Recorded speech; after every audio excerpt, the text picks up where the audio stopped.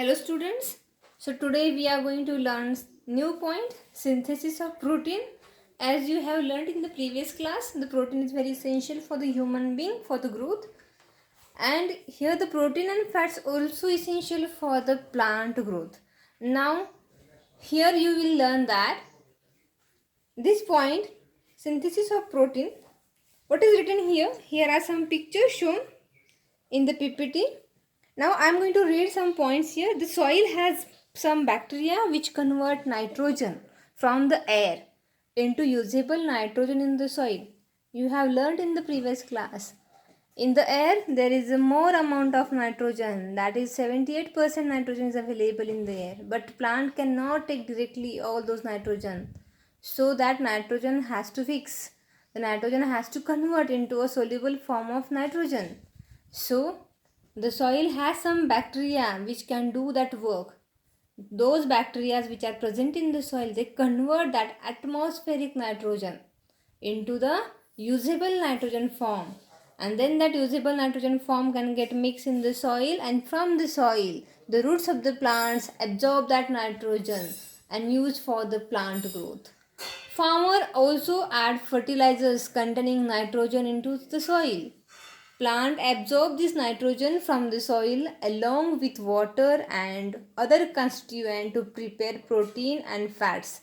Now here you can understand that if any soil which is deficient with the nitrogen, if there is a deficiency of nitrogen in the soil, then farmers can add some fertilizers which contain the nitrogen, and then that fertilizers, after adding into the soil, the plants will get that nitrogen to form protein and fat.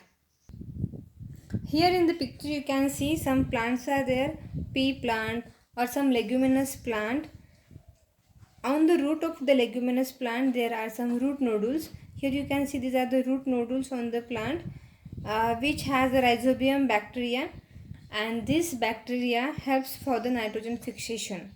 So this is the pea plant, and on the root of this leguminous plant, like this root nodules are present, and these root nodules helps to convert the atmospheric nitrogen into soluble form of nitrogen.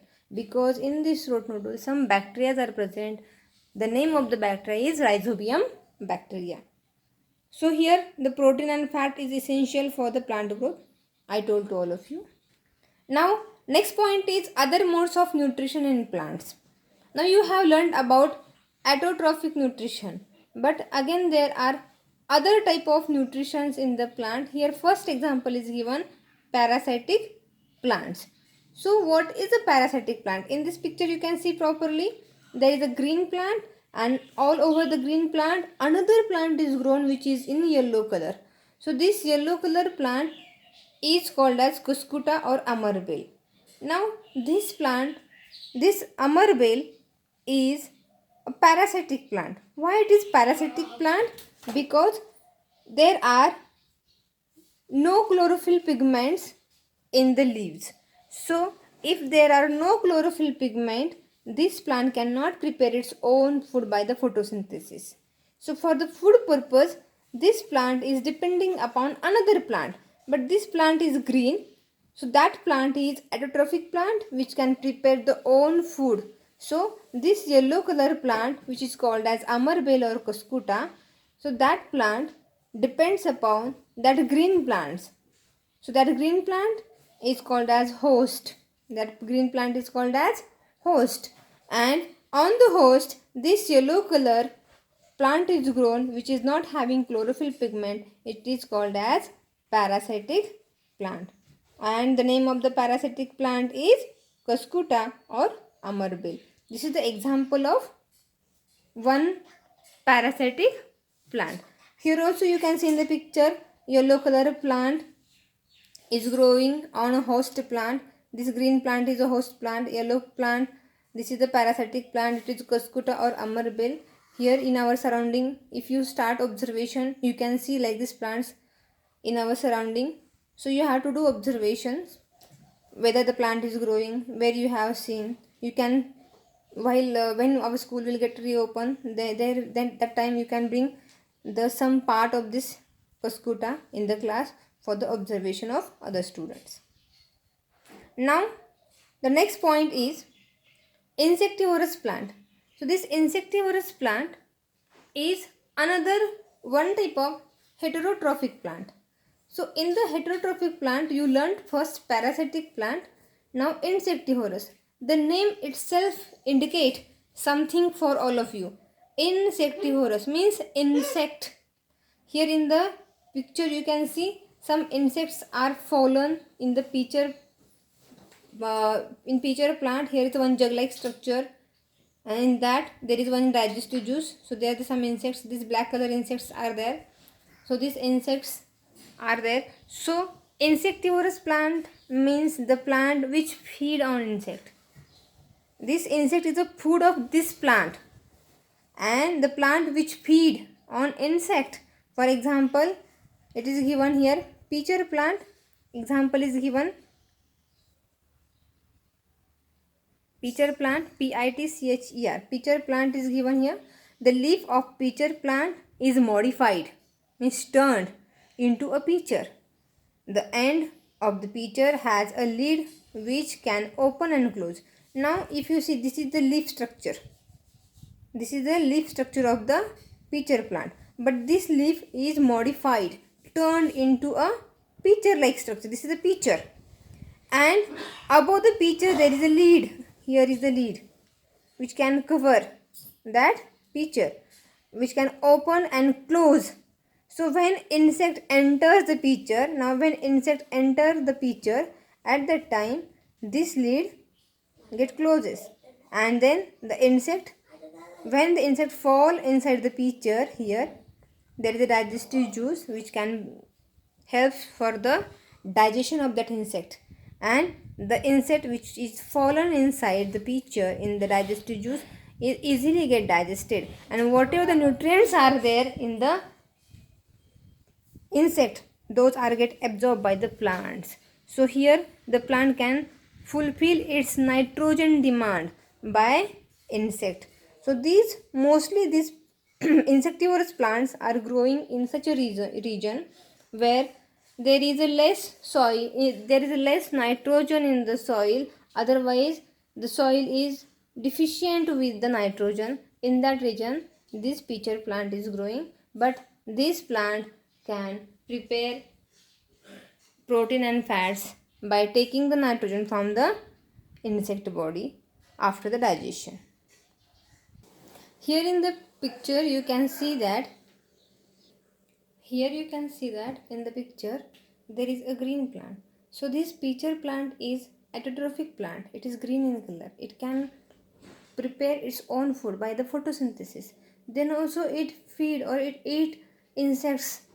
It feed on insect because there is no nitrogen in the soil, and so to complete this demand of the nitrogen, it is an insectivorous plant. It feed on insect.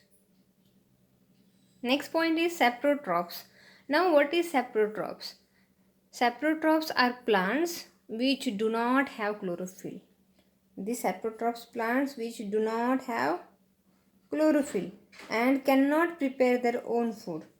They are not preparing their own food. They get their food from dead and decaying organic matter. This is most important.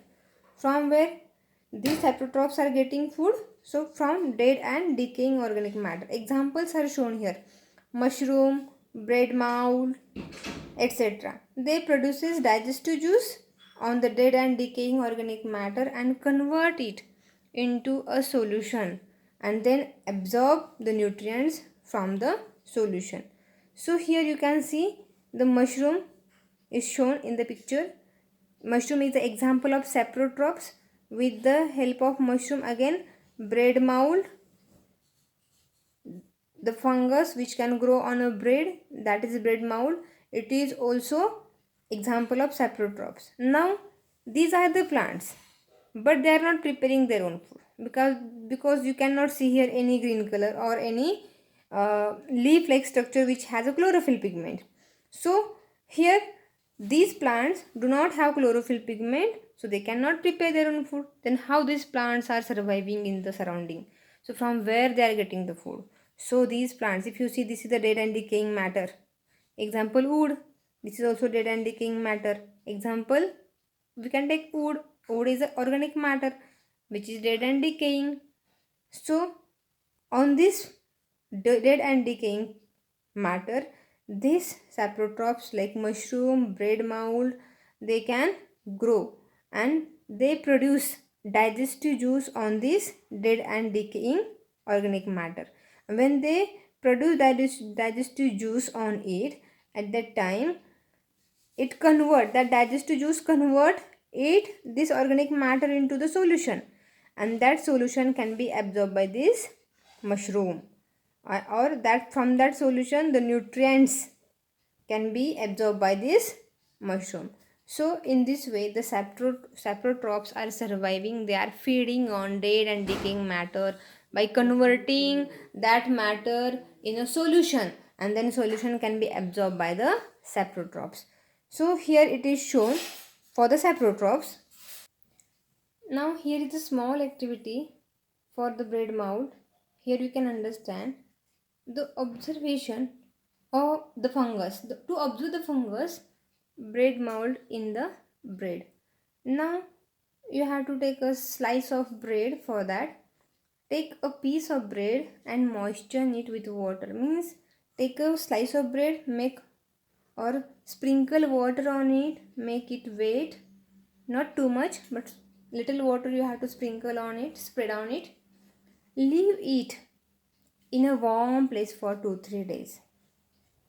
So in a warm place you have to keep that slice. You can keep in tiffin also, you can close it. Inside the tiffin there is a warm place.